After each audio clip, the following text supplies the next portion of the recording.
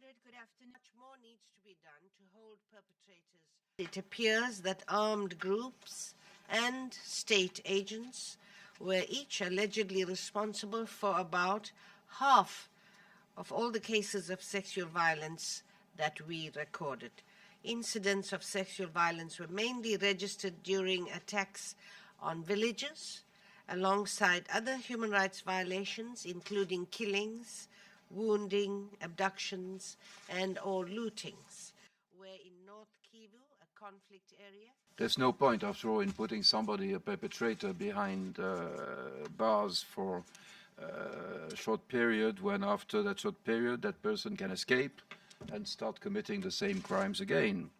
So it takes very important effort to make sure that a functioning and a fair system is in place, and that goes from the local police officers who listens to the testimony of the victims, it extends to the prosecutor, to the judge, and finally to the penitentiary system.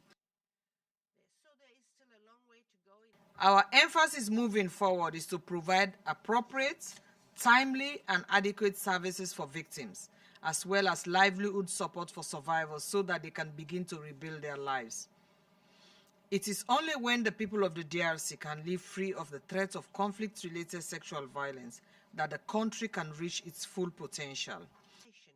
Stigmatization or rejection. I understand the challenges. However, I certainly hold the government responsible for lack of political will in the delivery of convictions and urge the authorities. When Minova fell, we saw what happened. And when the FARDC went back into the conflict with the M23, we definitely, because we had worked with the military and said to them, it is unaccepted, through us, through DPQ, we saw a drop in the sexual violence that were committed by the FARDC. So that is, it's not easy. This has been going on for the last 20 years, but I think somehow we see a light out in the tunnel. Rich in natural resources. Matthew, I told you that it was...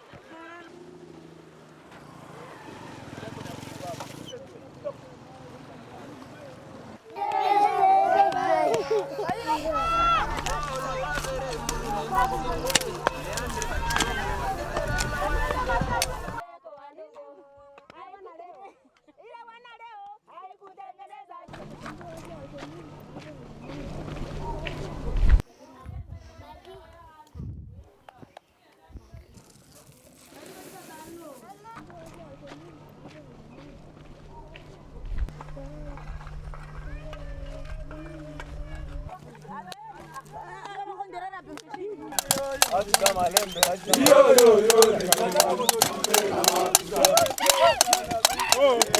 yo.